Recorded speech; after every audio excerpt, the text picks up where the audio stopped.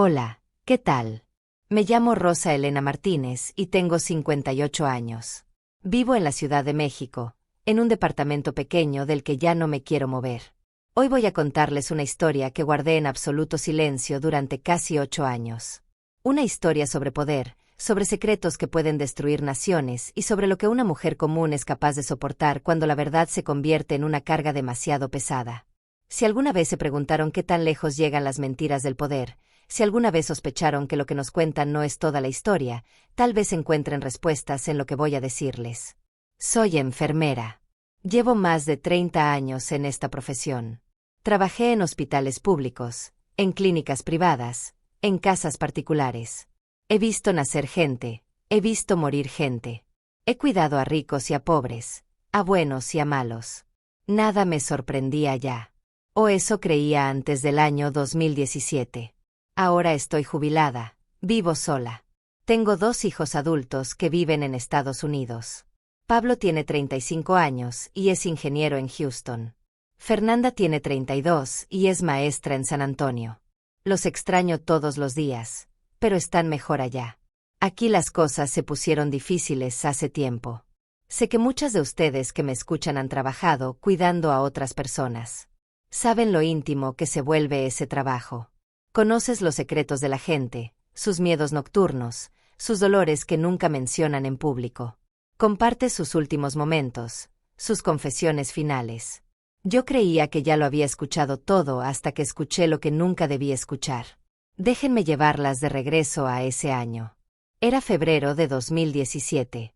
Yo tenía 50 años y acababa de pasar por un divorcio terrible después de 28 años de matrimonio.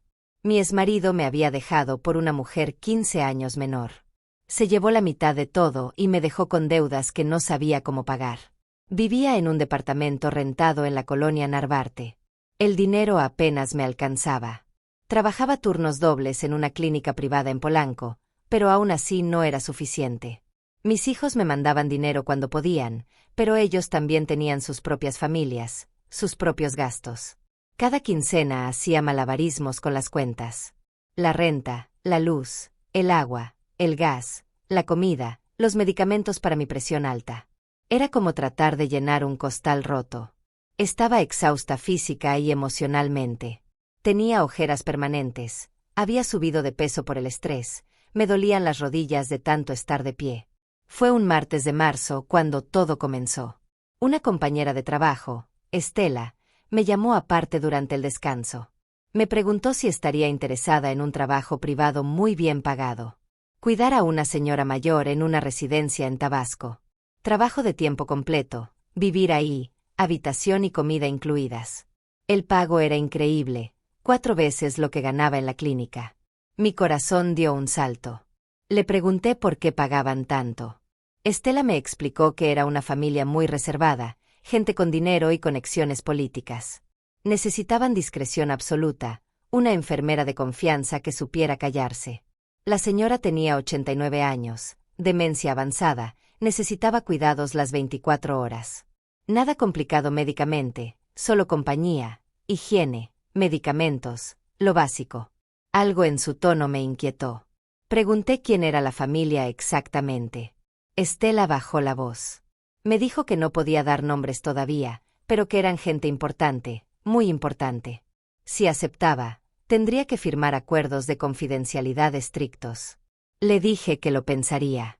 Esa noche me senté en mi pequeña sala con todas mis facturas extendidas sobre la mesa. Hice cuentas una y otra vez. Con ese sueldo podría pagar todo, incluso ahorrar. Podría ayudar más a mis hijos. Podría respirar por primera vez en meses. Pero tendría que irme a Tabasco. Dejar la Ciudad de México, dejar mi vida, por cuánto tiempo no lo sabía. Llamé a Pablo y a Fernanda. Les conté de la oportunidad. Ambos me animaron. Me dijeron que lo hiciera, que era demasiado bueno para dejarlo pasar, que ellos estarían bien. Al día siguiente llamé a Estela y acepté. Los siguientes días fueron un torbellino de preparativos y papeles. Estela me conectó con una mujer llamada licenciada Garza, una abogada seria de voz cortante que me citó en una oficina del centro. Era un lugar discreto, sin letreros llamativos, solo un piso alto con ventanas polarizadas. Me hizo firmar documentos tras documentos. Acuerdos de confidencialidad, cláusulas de no divulgación, penalizaciones legales si revelaba cualquier información sobre mi empleador o mi paciente. Las multas eran astronómicas, cientos de miles de pesos. También había una cláusula inquietante sobre consecuencias no especificadas en caso de incumplimiento grave. Le pregunté por qué tanto secreto. La licenciada Garza me miró con esos ojos fríos de quien ha visto demasiado. Me explicó que trabajaría para una familia de alto perfil político. La privacidad era fundamental. Si yo hacía bien mi trabajo, callada y profesional, me iría muy bien. Si hablaba de más, si tomaba fotos, si contaba lo que veía, las consecuencias serían severas. Su tono no dejaba lugar a dudas. Firmé todo. Necesitaba ese dinero demasiado como para detenerme en los detalles aterradores. Me dieron un anticipo generoso, suficiente para pagar 2 meses de renta y dejar algo guardado. También me entregaron un teléfono celular nuevo. Me dijeron que ese sería mi único medio de comunicación, que mi teléfono personal debía quedar en Ciudad de México. Nada de redes sociales, nada de llamadas no autorizadas. El viernes de esa misma semana llegó una camioneta negra por mí. El conductor era un hombre de unos 40 años, serio, callado, con una actitud militar. Me ayudó a subir mi maleta y arrancamos. El viaje fue largo, más de 8 horas con una parada breve para comer. Él apenas hablaba. Yo intenté hacer conversación al principio, pero sus respuestas eran monosílabos. Eventualmente me quedé callada, mirando el paisaje cambiar de la ciudad al campo, de las carreteras amplias a caminos más angostos. Llegamos a Tabasco al anochecer. El calor era sofocante, húmedo, pegajoso. Tomamos un desvío hacia una zona rural, rodeada de vegetación espesa. Pasamos por un pueblo pequeño y luego seguimos por un camino de terracería durante otros 20 minutos. Finalmente apareció una propiedad grande, rodeada por un muro alto de concreto pintado de blanco. Había una reja de metal negro con cámaras de seguridad en cada poste. El conductor tocó el claxon. La reja se abrió automáticamente. Entramos a un terreno amplio con jardines bien cuidados, árboles frutales, una fuente en el centro. La casa era de 2 pisos, arquitectura tradicional con toques modernos, discreta pero claramente cara. Había otra construcción más pequeña a un costado, probablemente para el personal. Vi a 2 hombres patrullando el perímetro. No llevaban uniformes, pero sus posturas y la forma en que caminaban gritaban seguridad privada. La camioneta se detuvo frente a la entrada principal. Una mujer de unos 55 años salió a recibirme. Era robusta, de cabello corto y canoso, con una expresión severa que no invitaba a la familiaridad. Se presentó como Guadalupe, encargada de la casa. Me indicó que la siguiera. Entramos a un recibidor fresco, con pisos de mosaico y muebles coloniales. Todo olía a limpio, a flores frescas. Guadalupe me llevó por un pasillo lateral hasta una habitación pequeña pero cómoda. Tenía una cama individual, un closet, un baño privado, un escritorio y una ventana con vista al jardín trasero. Me dijo que esa sería mi habitación. Tenía 5 minutos para refrescarme y luego debía seguirla para conocer a mi paciente. Me lavé la cara, me peiné rápidamente, me cambié a mi uniforme de enfermera blanco. Mi corazón latía rápido. Todavía no sabía exactamente quién era mi paciente ni por qué tanto secreto, pero estaba a punto de descubrirlo. Guadalupe me esperaba en el pasillo. Subimos las escaleras hasta el 2.º piso. Había menos decoración aquí, todo más funcional. Pasamos frente a varias puertas cerradas hasta llegar a una al final del corredor. Guadalupe tocó suavemente y abrió. La habitación era amplia, con iluminación tenue y cortinas pesadas que bloqueaban la luz del exterior. Había una cama médica en el centro, varios aparatos de monitoreo, un tanque de oxígeno, estantes con medicamentos. Y en esa cama, pequeña y frágil, estaba ella. Era una mujer anciana, diminuta, casi perdida entre las sábanas blancas. Tenía el cabello completamente blanco, largo hasta los hombros, la piel arrugada como papel viejo, los ojos cerrados. Respiraba con dificultad, con un sonido rasposo que llenaba la habitación. Tenía una vía intravenosa en el brazo izquierdo conectada a una bolsa de suero. Sus manos descansaban sobre el pecho, manos de trabajadora, nudosas, con manchas de la edad. Guadalupe se acercó a la cama y habló con voz suave, casi tierna, completamente diferente al tono duro que había usado conmigo. Doña Rocío, ya llegó la nueva enfermera. La anciana no respondió, ni siquiera abrió los ojos. Guadalupe me explicó que tenía días buenos y días malos. Hoy era un día malo. Llevaba casi 20 horas dormida, despertando solo para tomar agua.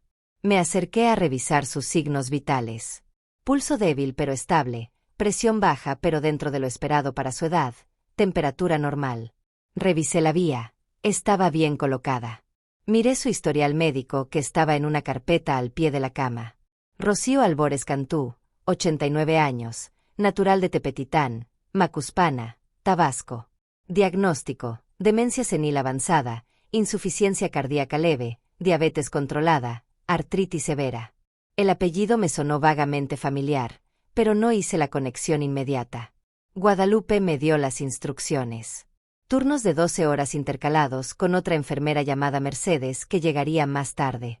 Yo cubriría de 8 de la mañana a 8 de la noche. Medicamentos cada 6 horas, según el protocolo en la carpeta. Cambio de pañal cada 4 horas o cuando fuera necesario. Alimentación líquida o papillas suaves 3 veces al día. Ejercicios pasivos en las extremidades 2 veces al día para evitar úlceras y atrofia. Reporte diario de cualquier cambio en su condición. Luego vinieron las reglas. No recibir visitas bajo ninguna circunstancia. No usar mi teléfono personal dentro de la habitación. No tomar fotos ni videos. No comentar con nadie, ni siquiera con Mercedes, sobre quién era la paciente o cualquier cosa que escuchara. Si doña Rocío hablaba durante sus episodios de lucidez, yo debía escuchar pero nunca repetir nada. Guadalupe enfatizó esa última parte con una mirada penetrante. Nunca repetir nada. Asentí a todo. Guadalupe se fue, cerrando la puerta tras ella. Me quedé sola con la anciana dormida. Me senté en la silla junto a la cama y observé su rostro. Había algo en sus facciones que me resultaba extrañamente familiar, pero no podía identificar qué. Tal vez solo era mi imaginación buscando conexiones donde no las había. Los primeros 3 días fueron tranquilos y rutinarios. Doña Rocío permanecía la mayor parte del tiempo dormida o en un estado de semiconsciencia. Cuando despertaba, sus ojos miraban sin ver realmente, perdidos en algún lugar entre el presente y el pasado. Yo le hablaba con voz suave mientras la aseaba, mientras le daba sus medicamentos, mientras le daba de comer las papillas insípidas que Guadalupe traía 3 veces al día. Mercedes, la otra enfermera, era una mujer de unos 60 años, callada, profesional. Nos cruzábamos durante el cambio de turno. Intercambiábamos información básica sobre la paciente, nada más. Ella nunca iniciaba conversaciones personales y yo aprendí rápidamente a no intentarlo. La casa funcionaba con una rutina militar. Guadalupe supervisaba todo. Había 2 cocineras que preparaban comida sencilla pero abundante. Los 2 guardias que había visto la primera noche patrullaban constantemente el perímetro. A veces llegaban camionetas con personas que nunca vi de cerca. Escuchaba voces masculinas en el primer piso, reuniones que duraban horas, pero nunca bajaba a investigar. No era asunto mío. Fue el 4.º día cuando doña Rocío tuvo su primer episodio de lucidez frente a mí.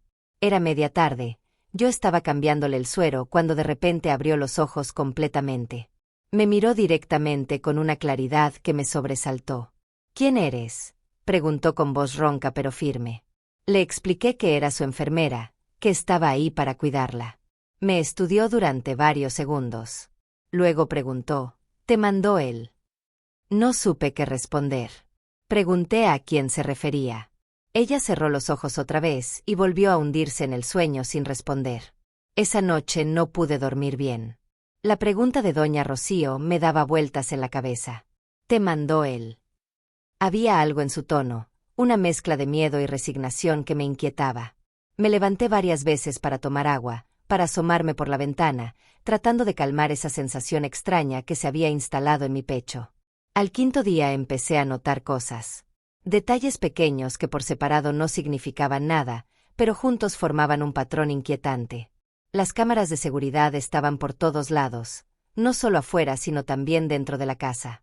En los pasillos, en la sala, incluso una en la esquina del cuarto de doña Rocío, siempre grabando, siempre vigilando. Los guardias cambiaban de turno cada 8 horas con precisión militar. Nunca bajaban la guardia. Nunca se relajaban. Un día, mientras ayudaba a doña Rocío con sus ejercicios pasivos, noté algo en su brazo derecho. Una cicatriz vieja, muy vieja, en forma de quemadura. Le pregunté qué le había pasado. Ella estaba en uno de sus estados de semiconciencia, pero murmuró algo sobre una olla de agua hirviendo cuando era niña, sobre pobreza, sobre no tener dinero para un doctor. Habló de crecer en un rancho sin luz eléctrica, de trabajar desde los 6 años, de hambre constante. Guadalupe entró justo en ese momento con la comida. Me lanzó una mirada de advertencia. Cuando doña Rocío se durmió otra vez, Guadalupe me llevó aparte. Me recordó con voz dura que mi trabajo era cuidarla físicamente, no hacerle preguntas sobre su vida. Que las conversaciones con la paciente debían limitarse a lo estrictamente necesario para su cuidado. Que ella tenía demencia y decía cosas sin sentido. Que yo no debía tomar en serio nada de lo que dijera. Pero sus ojos me decían otra cosa.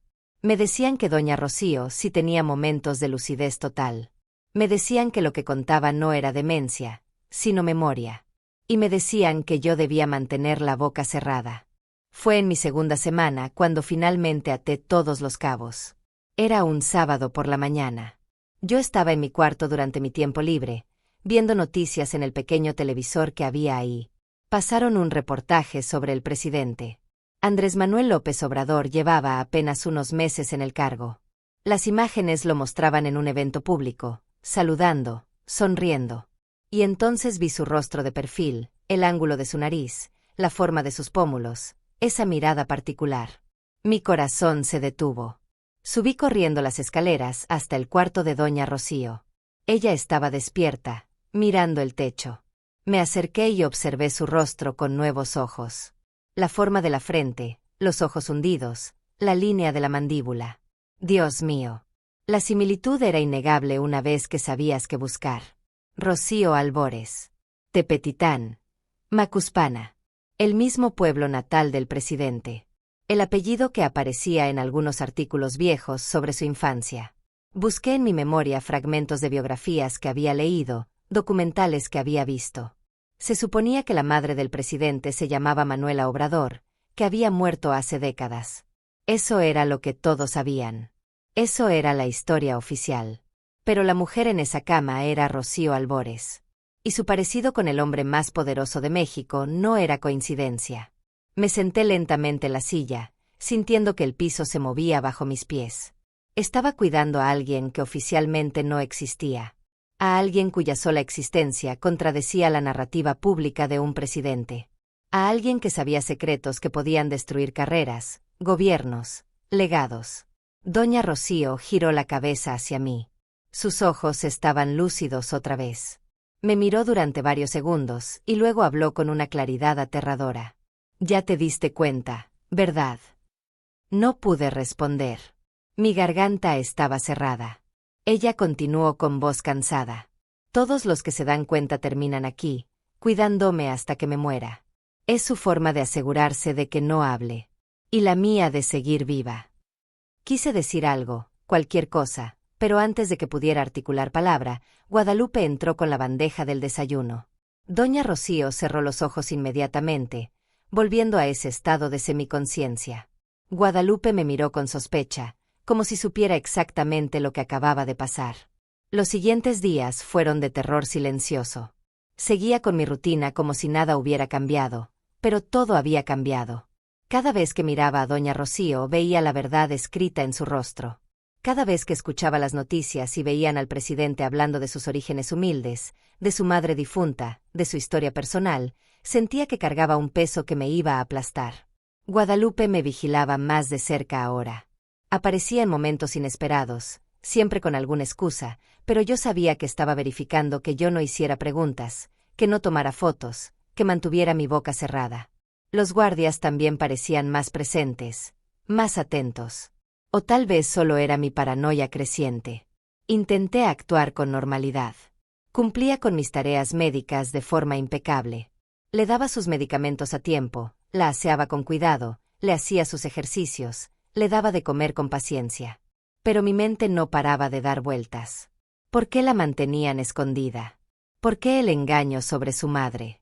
¿Qué había pasado realmente? Doña Rocío pasaba la mayor parte del tiempo dormida o confundida, pero cada 2 o 3 días tenía episodios de lucidez que duraban minutos u horas. En esos momentos me miraba con esos ojos que lo sabían todo. A veces decía frases sueltas que sonaban como demencia, pero que yo empezaba a entender eran fragmentos de verdad. Lo di todo y me escondieron como vergüenza. Una madre solo sirve cuando la historia la necesita. Me mataron sin matarme. Yo nunca respondía a esas confesiones fragmentadas. Solo asentía, ajustaba sus almohadas, le daba agua. Pero cada palabra se grababa en mi memoria como hierro caliente. Fue una noche de mi 3ª semana cuando todo empeoró. Eran casi las 8, casi el final de mi turno. Mercedes llegaría en cualquier momento para relevarme. Doña Rocío había estado inquieta toda la tarde, moviéndose en la cama, murmurando cosas ininteligibles. Le di un calmante suave como indicaba el protocolo. Pero en lugar de dormirse, se incorporó súbitamente con una fuerza que no parecía posible en alguien tan frágil. Me agarró del brazo con sus manos nudosas. Sus ojos estaban completamente lúcidos, brillantes, desesperados. «Necesito que alguien sepa la verdad», dijo con voz urgente. «Antes de que me muera, alguien tiene que saber». Intenté calmarla, recostarla de nuevo, pero ella se resistía. «No, no, escúchame. Él no es quien dice ser. La historia que cuentan es mentira. Yo soy la prueba viviente y por eso me tienen aquí, esperando que me muera para que el secreto muera conmigo». Le rogué que se calmara, que no se agitara, que su presión podía subir. Pero ella continuaba, las palabras saliendo atropelladas, como si llevara años queriendo decirlas y finalmente hubiera encontrado a alguien que escuchara. Me contó que ella era su madre biológica, que había tenido un romance siendo muy joven con un hombre de familia acomodada, que cuando quedó embarazada la familia de él la había obligado a entregar al bebé, que le pagaron para que desapareciera, para que nunca reclamara al niño. Me dieron dinero y me mandaron lejos, susurró con lágrimas rodando por sus mejillas arrugadas. Firmé papeles que no entendía. Me dijeron que otra mujer lo criaría, una mujer respetable de buena familia. Manuela Obrador. Ella fue quien lo registró, quien lo crió, quien la historia recuerda. Yo solo fui el vientre que lo gestó y luego tuve que desaparecer. Yo estaba paralizada, con mi brazo todavía atrapado en su agarre. Viví toda mi vida callada, continuó. Tuve otros hijos, me casé, trabajé, viví en la pobreza mientras él crecía con privilegios que yo nunca tuve. Lo vi de lejos volverse importante, famoso, poderoso. Y yo no podía decir nada porque había firmado mi silencio. Me contó que años atrás, cuando él empezó su carrera política, algunos de sus hermanos de ella, tíos biológicos de él, habían intentado acercarse, habían querido formar parte de su vida. Los callaron también, dijo con amargura. Con dinero, con amenazas, con lo que fuera necesario. La narrativa ya estaba construida. No podía haber grietas. Cuando él llegó a la presidencia, continuó doña Rocío con voz temblorosa, supe que vendrían por mí. No para matarme, eso sería demasiado obvio, demasiado arriesgado. Sino para controlarme, para asegurarse de que pasara mis últimos años callada y vigilada. Llegaron con una oferta que no podía rechazar. Me traerían a esta casa, me darían cuidados médicos de primera, enfermeras, doctores, comodidad. A cambio, yo desaparecería del mundo. Sin contacto con mi familia, sin teléfono, sin visitas. Solo esperar la muerte en silencio. Las lágrimas corrían libremente por su rostro. Acepté porque estoy vieja, porque estoy enferma, porque ya no tengo fuerzas para pelear. Pero sobre todo acepté porque amenazaron a mis otros hijos, a mis nietos. Me dijeron que si yo hablaba, si causaba problemas, ellos sufrirían accidentes. Perderían trabajos. Tendrían problemas legales inventados. Yo los conozco. Sé de lo que son capaces. Entonces vine aquí a morir como me ordenaron. Intenté soltarme suavemente de su agarre, pero ella apretó más fuerte. Tú pareces buena persona, me dijo mirándome directo a los ojos. Veo bondad en ti. Por eso te lo digo. Alguien bueno tiene que saber. Cuando yo muera, y será pronto, lo siento en mis huesos, la verdad morirá conmigo. Y él seguirá siendo el presidente humilde que salió de la pobreza, el hijo devoto de Manuela Obrador. Nadie sabrá nunca que su madre real murió sola, escondida, silenciada. En ese momento escuché pasos acelerados en las escaleras. La puerta se abrió bruscamente. Era Guadalupe acompañada de uno de los guardias, un hombre corpulento de mirada dura. Guadalupe se acercó rápidamente a la cama. «¿Qué está pasando aquí?», preguntó con tono acusatorio. Doña Rocío inmediatamente soltó mi brazo y se dejó caer en la cama, cerrando los ojos, volviendo a ese estado de confusión. Yo me levanté con las piernas temblando. Expliqué que la paciente había tenido un episodio de agitación, que se había incorporado de repente, que estaba confundida, diciendo cosas sin sentido como suele pasar con la demencia. Guadalupe me miraba con desconfianza absoluta. Me preguntó exactamente qué había dicho doña Rocío. Repetí que solo eran incoherencias, nada específico, palabras sueltas sobre su pasado, confusión sobre dónde estaba, cosas típicas de su condición. El guardia se quedó parado junto a la puerta, observándome. Guadalupe revisó los signos vitales de doña Rocío, ajustó el suero, verificó que todo estuviera en orden. Luego me indicó que mi turno había terminado, que Mercedes ya había llegado, que debía irme a mi cuarto. No era una sugerencia. Era una orden. Salí de la habitación con las piernas apenas sosteniéndome. Mercedes estaba en el pasillo esperando. Intercambiamos la información básica del turno, pero yo apenas podía concentrarme. Mis manos temblaban. Mi voz sonaba falsa incluso a mis propios oídos. Bajé a mi cuarto y cerré la puerta. Me senté en la cama y me di cuenta de que estaba sudando frío a pesar del calor. Ahora lo sabía. Sabía el secreto que había cambiado la historia de México. Sabía que el presidente había construido su imagen pública sobre una mentira fundamental. Sabía que había una mujer anciana muriendo sola, pagando el precio del silencio. Y yo estaba atrapada en medio, tan vigilada y controlada como ella. Esa noche escuché movimiento inusual en la casa. Voces masculinas, puertas abriéndose y cerrándose, pasos pesados. Miré por la ventana de mi cuarto y vi 2 camionetas negras adicionales estacionadas en el jardín. Habían llegado más guardias. El nivel de seguridad había aumentado. Me quedó claro que el episodio de doña Rocío había activado algún protocolo. Alguien había informado a alguien más arriba en la cadena de mando. No pude dormir en toda la noche. Me quedé sentada en la cama, abrazando mis rodillas, pensando en mis hijos en Houston y San Antonio, pensando en lo lejos que estaban, pensando en que si algo me pasaba aquí, nadie sabría dónde buscarme realmente. A la mañana siguiente todo parecía normal en la superficie, pero yo podía sentir la tensión en el aire como electricidad estática. Guadalupe me informó durante el desayuno que habría cambios en el protocolo. A partir de ahora, cuando doña Rocío tuviera episodios de agitación, yo debía llamar inmediatamente. No intentar calmarla sola, no escuchar lo que dijera, solo llamar. Alguien vendría a administrarle sedantes más fuertes. Me entregó un pequeño botón de pánico que debía llevar siempre conmigo. Para tu seguridad y la de la paciente, dijo con una sonrisa que no llegaba a sus ojos. También me informaron que un médico vendría a visitarme. Una evaluación de rutina, dijeron, para asegurarse de que yo estaba manejando bien el estrés del trabajo. El doctor llegó esa misma tarde. Era un hombre de unos 50 años, calvo, con lentes pequeños y una sonrisa profesional. Se presentó como el doctor Villegas, especialista en medicina laboral. La consulta fue extraña desde el inicio. Me hizo preguntas básicas sobre mi salud física, pero rápidamente derivó hacia preguntas más personales. Cómo dormía, si tenía pesadillas, si me sentía ansiosa, si notaba algo inusual en mi comportamiento.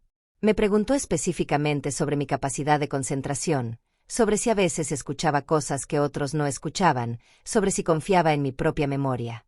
Entendí lo que estaba haciendo. Me estaba evaluando para ver si yo era un riesgo, si había sido afectada psicológicamente por algo que hubiera visto o escuchado, si mi testimonio sería creíble si alguna vez decidiera hablar. Respondí a todo con calma profesional. Le aseguré que me sentía perfectamente bien, que dormía adecuadamente, que mi trabajo me resultaba satisfactorio y manejable. Que la paciente a veces decía cosas confusas, como es normal con la demencia, pero que yo entendía que no tenían sentido, que solo eran productos de una mente deteriorada. El doctor pareció satisfecho. Me recetó vitaminas para el estrés y me dio su tarjeta, diciéndome que podía llamarlo si necesitaba hablar. Cuando se fue, supe que había pasado algún tipo de prueba. Por ahora, me consideraban controlable. Los días que siguieron fueron de extrema cautela de mi parte. Cumplía mis funciones mecánicamente. Cuando doña Rocío tenía momentos de lucidez, yo evitaba su mirada. Si empezaba a hablar de algo que sonara remotamente personal, yo cambiaba el tema o salía de la habitación con alguna excusa. No podía darles razones para dudar de mí, pero las confesiones de esa noche me perseguían. No podía dejar de pensar en ellas. En mis momentos de soledad en mi cuarto, reproducía cada palabra en mi mente. La madre biológica escondida, el secreto de Estado, la mentira fundamental sobre los orígenes del hombre más poderoso del país. ¿Cuántas personas sabían la verdad? ¿Cuántos estaban involucrados en mantener el silencio?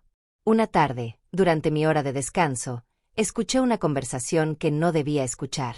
Estaba en el jardín trasero, sentada en una banca bajo un árbol, cuando dos de los guardias pasaron cerca sin darse cuenta de que yo estaba ahí, oculta por las ramas bajas. Uno le decía al otro que habían tenido que tranquilizar a un periodista que andaba haciendo preguntas incómodas en Macuspana. Ya sabe cómo es, decía. Estos que creen que van a descubrir algo grande. Lo asustamos bien. No volverá a preguntar. El otro guardia se rió. Siempre hay algún pendejo que cree que va a ser el héroe que destapa la verdad. No entienden que hay verdades que es mejor dejarlas enterradas. Siguieron caminando y sus voces se desvanecieron. Yo me quedé inmóvil en esa banca, con el corazón latiéndome en los oídos. No era paranoia. Realmente silenciaban a la gente. Realmente había un sistema funcionando para proteger el secreto. Esa noche llamé a mis hijos usando el teléfono que me habían dado. Las llamadas estaban monitoreadas, lo sabía, así que hablé solo de cosas superficiales. Les dije que estaba bien, que el trabajo era tranquilo, que la paga era buena. Pablo me contó sobre su nuevo proyecto en la empresa. Fernanda me habló de cómo sus estudiantes la volvían loca. Conversaciones normales de familia. Pero yo necesitaba escuchar sus voces, necesitaba recordar por qué tenía que mantenerme callada y viva. Pasó un mes. Luego 2. La rutina se volvió mi refugio. Mientras todo fuera predecible, mientras yo siguiera las reglas, estaría a salvo. Doña Rocío iba deteriorándose lentamente. Sus episodios de lucidez se volvieron menos frecuentes. Pasaba días enteros dormida, despertando solo para tomar agua o comer unas cucharadas de papilla. Su cuerpo se hacía más pequeño cada semana, consumiéndose, preparándose para el final. Mercedes y yo nos cruzábamos durante los cambios de turno sin hablar más de lo necesario. Ella parecía haber perfeccionado el arte de no ver, no escuchar, no pensar. Hacía su trabajo con eficiencia mecánica y luego desaparecía. A veces me preguntaba qué sabía ella, cuánto tiempo llevaba ahí, si también cargaba secretos que la estaban matando por dentro. Fue en mi tercer mes cuando conocí a la licenciada Ortega. Llegó una mañana en una camioneta blindada, una mujer de unos 45 años con traje sastre negro y maletín de piel. Guadalupe me informó que era la abogada de la familia, que quería hablar conmigo. Mi estómago se contrajo de inmediato. Nos sentamos en la sala del primer piso, un espacio que yo rara vez usaba. La licenciada Ortega fue directa al punto. Me explicó que mi contrato se extendería otros 6 meses. El pago aumentaría en un 30%. También me entregarían un bono adicional por discreción ejemplar. Sacó un nuevo contrato de su maletín y lo puso sobre la mesa frente a mí. Las cláusulas de confidencialidad eran aún más estrictas. Las penalizaciones por incumplimiento eran ahora no solo financieras, sino también penales. Podría enfrentar cargos por difamación, por revelar secretos de Estado, por conspiración. Le pregunté qué significaba exactamente secretos de Estado. Ella me miró con esos ojos de tiburón. Cualquier información relacionada con personas de alto perfil político que pudiera afectar la estabilidad nacional. Su definición era tan amplia que básicamente cubría todo. Firmé porque no tenía opción. El dinero seguía llegando a mi cuenta. Mis hijos estaban bien. Yo seguía viva. Eso era todo lo que importaba. Pero esa noche, sola en mi cuarto, lloré por primera vez desde que había llegado. Lloré de frustración, de impotencia, de rabia. Había entrado a este trabajo pensando que solo sería cuidar a una anciana enferma. Ahora era cómplice de un encubrimiento masivo. Era parte de una maquinaria que silenciaba verdades, que reescribía historias, que convertía a seres humanos en secretos enterrados en vida. Los siguientes meses fueron más de lo mismo. Doña Rocío seguía deteriorándose. Ya casi no despertaba. Su respiración se volvió más laboriosa. El doctor que venía a revisarla cada semana me dijo que era cuestión de tiempo, semanas tal vez, un mes a lo mucho. Su cuerpo simplemente se estaba apagando. Una tarde de mi quinto mes ahí, doña Rocío despertó con una lucidez sorprendente. Era como si la muerte cercana le hubiera dado un último momento de claridad absoluta. Me llamó por mi nombre, Rosa, algo que rara vez hacía. Me pidió que me acercara. Tomó mi mano con sus dedos fríos y frágiles. No te voy a pedir que cuentes mi historia, me dijo con voz débil pero firme. Sería condenarte. Sé lo que le pasa a la gente que habla. Pero te voy a pedir algo más pequeño. Cuando yo muera, enciende una vela por mí. Solo eso. Una vela en cualquier iglesia. Y di mi nombre completo en voz alta. Rocío Albores Cantú. Para que alguien, aunque sea Dios, sepa que yo existí. Que no solo fui un secreto. Que fui una persona real.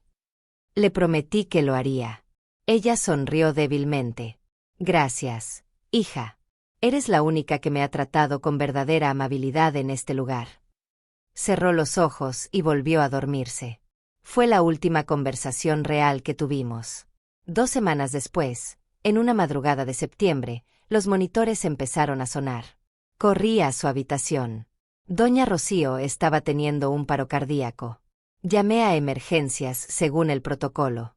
El médico llegó en 20 minutos, pero ya era tarde. Rocío Albores Cantú había muerto a los 90 años, rodeada de extraños, lejos de su familia, en una habitación vigilada por cámaras, como había vivido sus últimos años. La muerte de doña Rocío desató una maquinaria que evidentemente había estado preparada de antemano. En menos de 2 horas la casa se llenó de gente. Llegaron médicos forenses, abogados, funcionarios que nunca me dijeron sus nombres. El cuerpo fue llevado rápidamente. No hubo velorio en esa casa, no hubo ceremonia. Simplemente desapareció como si nunca hubiera estado ahí. Guadalupe me informó que mi trabajo había terminado. Me darían 3 días para recoger mis cosas y luego me llevarían de regreso a Ciudad de México. Me entregaron un sobre grueso con mi pago completo más un bono generoso. También me hicieron firmar documentos adicionales. Confirmaciones de que había cumplido mi contrato satisfactoriamente, de que no tenía quejas sobre mi trato, de que entendía que mis obligaciones de confidencialidad continuaban indefinidamente, incluso después de mi partida. La licenciada Ortega vino personalmente a despedirse. Me recordó con una sonrisa profesional que mi silencio seguía siendo esperado y compensado. Que cualquier intento de hablar sobre mi tiempo ahí tendría consecuencias legales y de otro tipo. No especificó qué tipo, pero el mensaje era claro. Luego me deseó suerte en mi futuro y se fue. Durante esos 3 días tuve acceso limitado a la casa. No me dejaron subir al segundo piso. Cuando intenté preguntar sobre los detalles del funeral de doña Rocío, Guadalupe me cortó con frialdad. Eso no es asunto tuyo. Tu trabajo terminó. Entendí que estaban borrando toda evidencia de lo que había pasado ahí.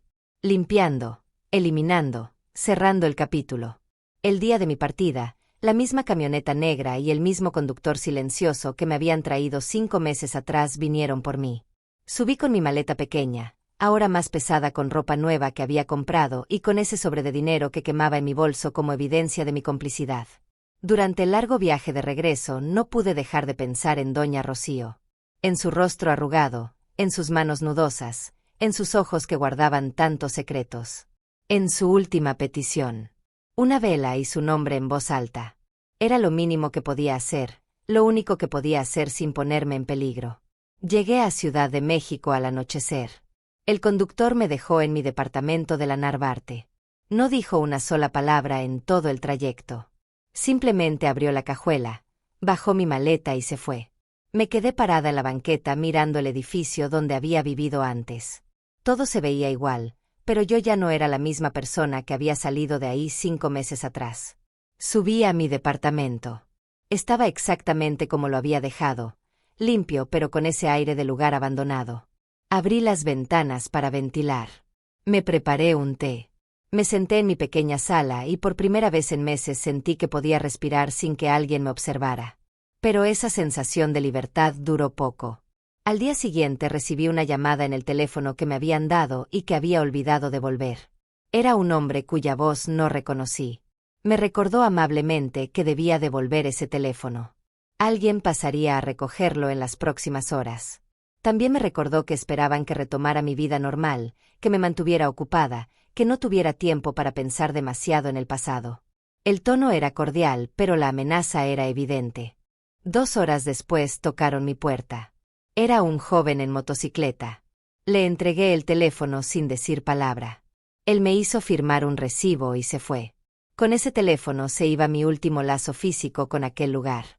Pero los recuerdos, los secretos, esos se quedaban conmigo para siempre. Los siguientes días fueron extraños. Llamé a mis hijos para decirles que ya había regresado. Ellos se alegraron. Me preguntaron cómo había estado el trabajo. Les dije que bien, tranquilo, que había cuidado a una señora mayor que finalmente había fallecido, nada más. Conversaciones superficiales que ocultaban un abismo. Intenté buscar trabajo otra vez, pero descubrí que ya no necesitaba hacerlo inmediatamente. El dinero que había ganado era suficiente para vivir cómodamente varios meses. Eso también me inquietaba. Me habían pagado demasiado bien por un trabajo de enfermería básico. Me habían pagado por mi silencio, por mi complicidad. Una semana después de regresar, cumplí mi promesa. Fui a la Basílica de Guadalupe una tarde de jueves. Compré una veladora grande en uno de los puestos afuera. Entré a la iglesia, encontré un lugar tranquilo frente a las filas de veladoras encendidas y prendí la mía. Me arrodillé y en voz apenas audible, pero lo suficientemente alta para que alguien pudiera escuchar si estuviera cerca, dije, por el eterno descanso de Rocío Albores Cantú. Que Dios la reciba en su gloria y que alguien recuerde que ella existió. Sentí que un peso enorme se levantaba de mis hombros. No era mucho, no era justicia, no era verdad pública, pero era algo. Era el reconocimiento mínimo de una vida que había sido borrada de la historia oficial. Me quedé ahí arrodillada durante varios minutos más, viendo la flama de la veladora bailar, rogando que nadie me hubiera seguido, que nadie hubiera escuchado ese nombre. Cuando salí de la basílica miré alrededor con paranoia. Había cientos de personas, turistas, devotos, vendedores. Nadie parecía prestarme atención. Tomé el metro de regreso a casa y durante todo el trayecto no pude dejar de mirar por encima del hombro. Las semanas se convirtieron en meses. Retomé mi vida lentamente. Conseguí trabajo de medio tiempo en una clínica pequeña, nada demandante, solo consultas básicas. El dinero que había ahorrado de aquel trabajo me permitía vivir sin presiones económicas por primera vez en años. Pero ese alivio financiero venía con un precio emocional terrible. Desarrollé insomnio crónico. Me despertaba en las madrugadas con el corazón acelerado, con fragmentos de conversaciones de doña Rocío resonando en mi cabeza. Me mataron sin matarme. Una madre solo sirve cuando la historia la necesita. Esas frases me perseguían como fantasmas. Empecé a notar cosas. O tal vez solo era paranoia, pero sentía que me vigilaban. Veía los mismos carros estacionados cerca de mi edificio. Notaba a hombres leyendo periódicos en cafeterías donde yo desayunaba, demasiado atentos para ser casuales. Tal vez era mi imaginación, o tal vez realmente me mantenían bajo observación para asegurarse de que cumpliera mi parte del trato. Las noticias se volvieron una tortura. Cada vez que veía al presidente en la televisión, cada vez que daban reportajes sobre su gobierno, sobre su imagen de hombre del pueblo, sobre su narrativa de origen humilde, yo pensaba en esa mujer muriendo sola en una habitación vigilada. Pensaba en la mentira masiva que sostenía su poder. A veces consideraba hablar. Buscar un periodista, contar todo, dejar que la verdad saliera. Pero cada vez que ese pensamiento cruzaba mi mente, recordaba las palabras de la licenciada Ortega sobre consecuencias legales y de otro tipo. Recordaba la conversación de los guardias sobre el periodista que había sido tranquilizado. Recordaba que tenía 2 hijos en Estados Unidos que podían convertirse en objetivos si yo me volvía un problema. Entonces me callaba otra vez. Tragaba la verdad como si fuera veneno. Seguía con mi vida pequeña y controlada, cargando un secreto que me estaba consumiendo por dentro. Un año después de la muerte de doña Rocío, vi en las noticias un breve reportaje sobre el presidente visitando la tumba de su madre en Macuspana. Manuela Obrador, decía la placa. Flores frescas, discurso emotivo, lágrimas calculadas. Y yo ahí sentada en mi sala sabiendo que todo era teatro. Sabiendo que su madre real había sido cremada en secreto, que sus cenizas probablemente habían sido esparcidas en algún lugar sin nombre, sin lápida, sin reconocimiento. Esa noche lloré con una rabia que no sabía que tenía. Lloré por doña Rocío, por su vida robada, por su muerte silenciada. Lloré por mí misma, por haberme convertido en parte de la maquinaria de mentiras. Lloré por un país donde la verdad era tan peligrosa que la gente moría callada antes que arriesgarse a pronunciarla. Llamé a mis hijos esa noche. Necesitaba escuchar sus voces, recordar por qué seguía callada. Pablo me contó que su esposa estaba embarazada. Iba a ser abuela. Fernanda me dijo que estaba considerando mudarse a Austin.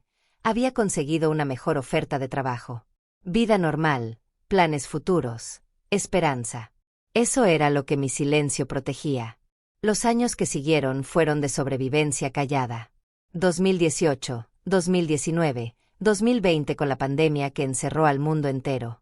Yo ya vivía encerrada en mi propio secreto, así que el confinamiento solo hizo más visible lo que ya sentía. Las paredes de mi departamento se convirtieron en mi celda elegida. Trabajaba poco, lo mínimo necesario. El dinero que había ahorrado de aquel trabajo seguía alcanzándome si vivía con frugalidad. Durante la pandemia empecé a escribir.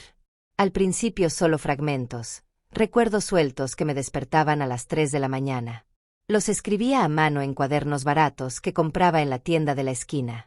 Nunca en computadora, nunca nada que pudiera ser rastreado digitalmente.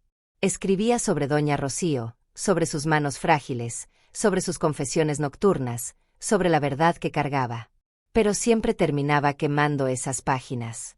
Las prendía en el fregadero de mi cocina y veía cómo el papel se convertía en cenizas negras. Era mi forma de liberar el veneno sin envenenar a nadie más. Escribir y quemar, escribir y quemar. Un ritual de supervivencia. En 2021 me convertí en abuela. Pablo y su esposa tuvieron un niño hermoso que llamaron Mateo. Viajé a Houston para conocerlo. Sostuve a ese bebé en mis brazos y lloré lágrimas que no pude explicar. Lágrimas por la vida nueva, por la inocencia, por los secretos que yo cargaría para que él nunca tuviera que cargarlos. Pablo me preguntó por qué lloraba tanto. Le dije que eran lágrimas de felicidad. No era completamente mentira. Pero tampoco era completamente verdad. Eran lágrimas por todo lo que había perdido, por todo lo que había visto, por todo lo que nunca podría contarle a ese niño sobre cómo su abuela había sido cómplice del silenciamiento de una anciana cuyo único crimen fue ser la madre biológica del hombre equivocado. Regresé a México después de 2 semanas. La distancia con mis hijos se sentía cada vez más permanente. Ellos construían sus vidas allá, seguras, lejos de los secretos peligrosos que yo guardaba. Era mejor así. En 2022 hubo cambios políticos. El sexenio del presidente estaba llegando a su fin. Los noticieros especulaban sobre su legado, sobre su impacto, sobre su lugar en la historia. Yo veía todo eso con una mezcla de asco y fascinación. Sabía algo que los historiadores nunca sabrían. Conocía una grieta fundamental en los cimientos de su narrativa pública. Fue en ese año cuando recibí una visita inesperada. Era un domingo por la tarde. Tocaron mi puerta. Abrí sin pensar y ahí estaba ella. Mercedes, la otra enfermera de aquella casa. Se veía más vieja, más cansada, pero era definitivamente ella. Mi corazón se detuvo. Me preguntó si podía pasar. Dudé, pero finalmente abrí la puerta. Nos sentamos en mi pequeña sala con tazas de café que ninguna preparamos realmente para tomar. Hubo un silencio largo e incómodo. Finalmente ella habló. Me dijo que me había buscado porque sabía que yo era la única persona en el mundo que podría entender lo que ella cargaba. Mercedes me contó que había trabajado en aquella casa durante 3 años antes de que yo llegara. Había visto llegar a doña Rocío, había escuchado las mismas confesiones, sabía los mismos secretos. Me dijo que el peso la estaba matando, que tenía pesadillas todas las noches, que ya no podía ver las noticias sin sentir náuseas, que necesitaba hablar con alguien que entendiera. Le pregunté por qué había venido a buscarme ahora, después de tantos años. Me explicó que había escuchado rumores de que estaban borrando cabos sueltos. Que otro empleado de aquella casa, un guardia retirado, había muerto en un supuesto accidente de tráfico. Que una de las cocineras había desaparecido sin dejar rastro. Que ella tenía miedo de ser la siguiente. Sentí que el piso se abría bajo mis pies. Le pregunté si creía que realmente estaban eliminando testigos. Mercedes me miró con ojos llenos de terror. No lo sé con certeza. Tal vez son coincidencias. Tal vez es paranoia. Pero podemos darnos el lujo de asumir que es paranoia. Hablamos durante horas. Compartimos nuestros recuerdos de Doña Rocío, nuestros miedos, nuestra culpa. Fue la primera vez en años que podía hablar honestamente con alguien sobre lo que había vivido. Mercedes me confesó algo que me heló la sangre. Me dijo que Doña Rocío no era la única. Que había escuchado de otros casos similares, otras personas inconvenientes escondidas en propiedades aisladas, cuidadas hasta su muerte, silenciadas con comodidad y vigilancia. Mercedes se fue esa tarde con una promesa mutua. Nos mantendríamos en contacto discreto, nos vigilaríamos la una a la otra, nos avisaríamos si algo extraño pasaba. Intercambiamos números de teléfono. Ella me dijo que vivía en Cuernavaca bajo un nombre diferente, trabajando en un asilo de ancianos común. Había intentado desaparecer en lo ordinario, volverse invisible. Después de que se fue, me quedé sentada en mi sala durante horas, procesando todo lo que me había dicho. La idea de que hubiera más casos como el de Doña Rocío era aterradora. ¿Cuántas verdades inconvenientes estaban enterradas en vida por todo el país? ¿Cuántas personas habían secretos tan peligrosos que tenían que ser escondidas hasta su muerte? Durante los meses siguientes, Mercedes y yo nos escribimos ocasionalmente. Mensajes breves, codificados, nunca mencionando nada específico. Ella me contaba sobre su trabajo en el asilo, sobre los ancianos que cuidaba. Yo le contaba sobre mis turnos en la clínica, sobre mi nieto que crecía en Houston. Conversaciones mundanas que ocultaban el miedo compartido que vivíamos. Fue en abril de 2023 cuando Mercedes dejó de responder. Le escribí un mensaje y no obtuve respuesta. Esperé una semana y le escribí otro. Silencio. Llamé al número que me había dado. Fuera de servicio. Sentí pánico creciendo en mi pecho. Busqué noticias de Cuernavaca, buscando algún reporte de accidente, de muerte, de desaparición. Nada. Contraté a un investigador privado discreto. Le di el nombre falso de Mercedes y le pedí que la buscara en Cuernavaca. 2 semanas después me reportó que no había ningún registro de esa persona en esa ciudad. Ningún registro de empleo, ningún contrato de renta, nada. Era como si nunca hubiera existido. O se había mudado bajo otro nombre nuevo, o algo peor había pasado. Esa desaparición me aterrorizó. Dejé de escribir en mis cuadernos. Dejé de quemar páginas en mi cocina. Me volví más cuidadosa, más paranoica. Empecé a variar mis rutas cuando salía. Dejé de ir a los mismos lugares regularmente. Me volví un fantasma en mi propia ciudad. Los meses pasaron. El sexenio terminó. Hubo elecciones. Un nuevo presidente tomó posesión. Vi las ceremonias de transición en la televisión. Vi al expresidente despedirse con discursos sobre su legado, sobre la transformación del país, sobre su lugar en la historia. Y yo pensaba en Doña Rocío, en su tumba sin nombre, en su verdad enterrada. Pensé que con el cambio de gobierno tal vez sería más seguro hablar. Tal vez con él fuera del poder directo, la maquinaria de silencio se aflojaría. Pero luego recordaba que él seguía siendo una figura poderosa, que tenía millones de seguidores devotos, que cuestionar su narrativa podría desatar una furia que yo no podría controlar. Además, ¿a quién le contaría? ¿Qué periodista sería lo suficientemente valiente o loco para publicar una historia así sin pruebas concretas? Yo no tenía fotos, no tenía documentos, no tenía grabaciones. Solo tenía mi testimonio, y el testimonio de una enfermera de 56 años sin evidencia física sería fácilmente desacreditado como invención, como búsqueda de atención, como delirio. Fue entonces cuando tomé una decisión. Empezaría a escribir la historia completa, no para quemarla esta vez, sino para guardarla. La escribiría con todos los detalles que pudiera recordar. La guardaría en un lugar seguro. Y si algo me pasaba, si desaparecía como Mercedes, al menos existiría un registro. Alguien eventualmente lo encontraría. La verdad sobreviviría aunque yo no lo hiciera. Compré una memoria USB pequeña. Fui a un café internet lejos de mi colonia. Abrí una cuenta de correo nueva con información falsa. Y ahí, en una computadora pública que nadie podría rastrear hasta mí, empecé a escribir. Escribí durante semanas, yendo a diferentes cafés internet cada vez, nunca el mismo 2 veces seguidas. Escribí sobre cómo había llegado a ese trabajo, sobre la casa en Tabasco, sobre doña Rocío y sus confesiones. Escribí sobre el secreto que había cambiado mi vida. Lo escribí todo con la mayor precisión que mi memoria permitía. Sabía que algunos detalles podían estar equivocados, que habían pasado años, pero la esencia era verdadera. La verdad fundamental era innegable. Cuando terminé de escribir, guardé el documento en la memoria USB. Luego hice 3 copias. Una la escondí dentro de un libro viejo en mi librero, entre páginas que nadie revisaría. Otra la guardé en una caja de seguridad en un banco bajo el nombre de mi hija Fernanda como beneficiaria. La tercera se la envié por correo certificado a Pablo con una carta que decía simplemente: guarda esto. Si algo me pasa, ábrelo. Si no me pasa nada, destrúyelo cuando yo muera. Pablo me llamó cuando recibió el paquete. Me preguntó qué era, por qué tanto misterio. Le dije que solo eran documentos personales, cosas que quería que él tuviera por seguridad. Que no se preocupara. Escuché la confusión en su voz, pero no presionó. Mis hijos habían aprendido hace tiempo que había partes de mi vida que yo no compartía, secretos que cargaba y que ellos respetaban sin entender.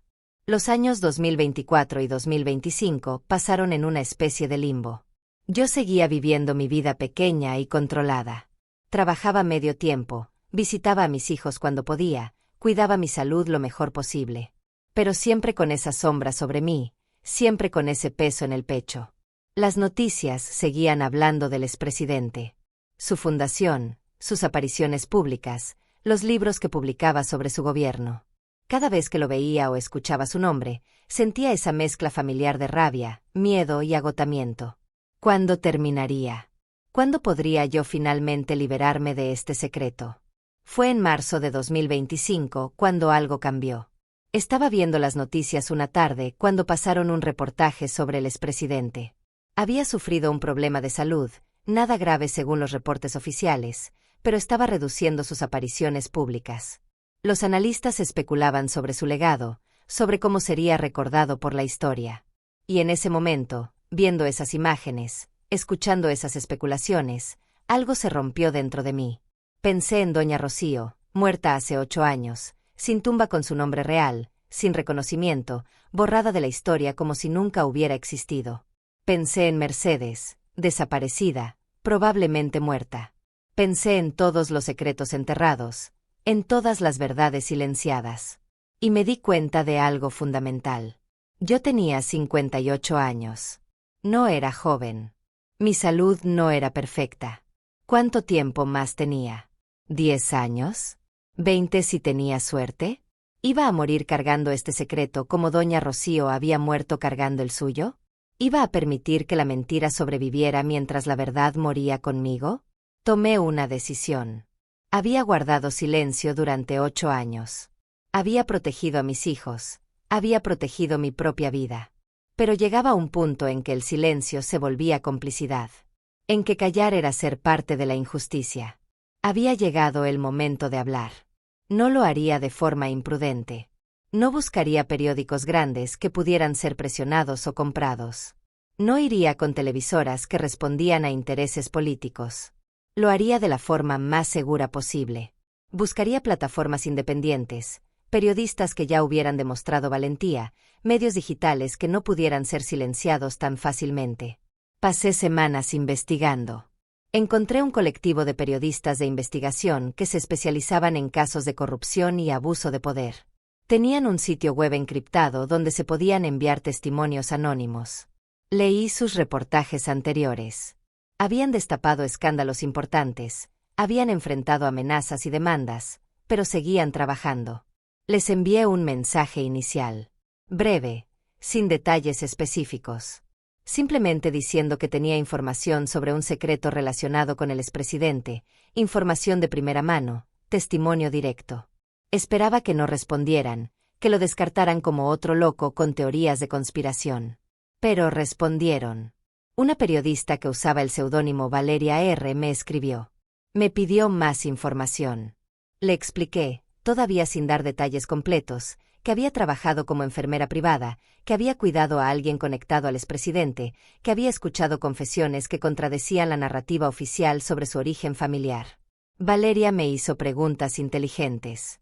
Quería saber si tenía pruebas, documentos, fotos, grabaciones. Le dije la verdad. No tenía nada físico. Solo mi testimonio, mis recuerdos detallados, mi conocimiento de fechas y lugares y nombres. Esperaba que me descartara. Pero no lo hizo. Valeria me propuso reunirnos en persona. Yo tenía miedo, pero también sabía que si realmente iba a hacer esto, tendría que arriesgarme. Acordamos encontrarnos en un café público en la colonia Roma, un lugar lleno de gente donde sería difícil que algo malo me pasara sin testigos. Me pidió que llevara cualquier documento que pudiera tener, aunque fuera mi identificación de enfermera de aquellos años, recibos de pago, cualquier cosa que estableciera que realmente había estado donde decía haber estado. Revisé mis archivos viejos. Encontré mi credencial de enfermera del 2017, algunas facturas del banco que mostraban depósitos grandes en esos meses, el contrato de renta de mi departamento que había pausado durante ese periodo. No era mucho, pero era algo. También llevé la memoria USB con mi testimonio escrito completo. El día de la reunión me levanté con el estómago revuelto. Me vestí de forma anodina, pantalones oscuros, blusa sencilla, nada que llamara la atención. Tomé 2 camiones diferentes antes del metro, verificando constantemente que nadie me siguiera. Llegué al café con 30 minutos de anticipación y me senté en una mesa desde donde podía ver la entrada. Valeria llegó exactamente a la hora acordada. Era una mujer de unos 35 años, cabello corto, lentes gruesos, ropa práctica. Llevaba una mochila grande y una laptop. Se sentó frente a mí después de ordenar un café. No perdió tiempo en formalidades. Sacó una grabadora pequeña y me preguntó si podía grabar nuestra conversación. Asentí. Durante las siguientes 3 horas le conté todo. Desde cómo había conseguido el trabajo, pasando por mi tiempo en aquella casa, las confesiones de doña Rocío, su muerte, las amenazas implícitas y explícitas, la desaparición de Mercedes, todo. Valeria tomaba notas meticulosas, hacía preguntas específicas sobre fechas, nombres, descripciones físicas de personas y lugares. Le mostré los documentos que había traído. Los fotografió con su teléfono. Le entregué la memoria USB con mi testimonio escrito. Me dijo que lo revisaría todo, que haría verificaciones cruzadas con información pública, que buscaría confirmar detalles que pudieran ser confirmados sin revelar mi identidad todavía. Le pregunté qué pasaría si publicaban esto. Valeria fue honesta conmigo. Me dijo que habría reacciones violentas de los seguidores del expresidente, que probablemente intentarían desacreditarme, destruir mi reputación, tal vez incluso tomar acciones legales contra mí por difamación, que yo debía estar preparada para eso. También me advirtió que podría haber consecuencias más serias, aunque no las especificó directamente. Le pregunté si valía la pena. Si una historia sin pruebas físicas realmente cambiaría algo. Valeria me miró a los ojos. Tal vez no cambie nada. Tal vez la gente elija no creerlo. Tal vez lo descarten como propaganda de sus enemigos políticos. Pero al menos estará ahí, en el registro público. Y tal vez, solo tal vez, alguien más que sepa algo se anime a hablar también. Así es como se rompen los muros de silencio. Una grieta a la vez. Nos despedimos con un acuerdo. Ella investigaría todo lo que pudiera verificar independientemente. Buscaría registros de propiedad en la zona que describí, trataría de confirmar que doña Rocío Albores Cantú había existido y había muerto en 2017, buscaría otros empleados de aquella casa que pudieran confirmar partes de mi historia. Cuando tuviera todo listo, me contactaría para una decisión final sobre si publicar o no. Las semanas que siguieron fueron de ansiedad extrema. Cada ruido me sobresaltaba. Cada llamada desconocida me aterrorizaba. Había cruzado una línea y no había vuelta atrás. Había hablado. Había roto mi silencio. y ahora solo podía esperar las consecuencias. Valeria me contactó un mes después. Había encontrado algunas cosas interesantes. Registros de propiedad en Tabasco bajo nombres de empresas fantasma. Un acta de defunción de Rocío Albores Cantú fechada en septiembre de 2017, cremación inmediata, sin servicio funerario registrado. También había localizado a otro exempleado de Servicios Generales que confirmaba que esa propiedad había sido usada como residencia médica privada para una anciana durante varios años. No era prueba definitiva del secreto específico, pero confirmaba partes fundamentales de mi historia. Yo había estado donde decía haber estado. La mujer que describía había existido y había muerto cuando yo dije. Los detalles eran verificables. Valeria me preguntó si estaba lista para que publicaran la historia. Le dije que sí. Estaba lista. Tenía miedo, un miedo que me consumía las entrañas, pero estaba lista. Habíamos llegado demasiado lejos para retroceder ahora. Valeria me explicó que publicarían el reportaje en su plataforma digital, que también lo distribuirían a medios aliados internacionales para que fuera más difícil censurarlo. Me advirtió una última vez sobre lo que vendría. Yo asentí. Lo entendía. El reportaje se publicó una mañana de octubre de 2025. Lo titularon, El secreto enterrado, testimonio de una enfermera sobre la madre oculta del expresidente. Era extenso, detallado, incluía mi testimonio completo acompañado del análisis de Valeria sobre lo que había podido verificar y lo que permanecía como alegato sin prueba definitiva. Usaron mi nombre real. Yo había decidido no esconderme. Si iba a hacer esto, lo haría de frente. La reacción fue exactamente tan violenta como Valeria había predicho. En cuestión de horas, las redes sociales explotaron. Los seguidores del expresidente me llamaron mentirosa, traidora, vendida, invención de la oposición. Crearon memes burlándose de mí. Amenazas de muerte llenaron los comentarios. Decían que me iban a encontrar, que me harían pagar por difamar a su líder. Algunos incluso publicaron mi dirección, fotos de mi edificio. Tuve que salir de mi departamento esa misma tarde. Un colega de Valeria me ofreció refugio temporal en un lugar seguro. Empaqué una maleta pequeña y me fui sin saber cuándo podría regresar. Llamé a mis hijos. Ambos habían visto las noticias.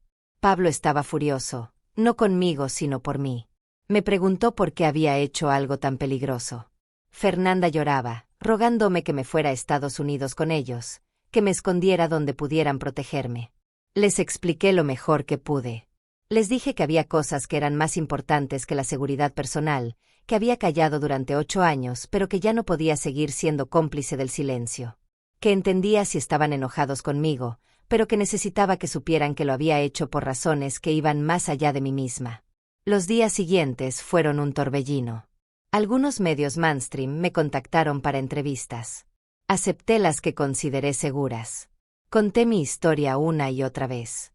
Algunos periodistas eran genuinos, otros claramente hostiles, buscando desacreditarme.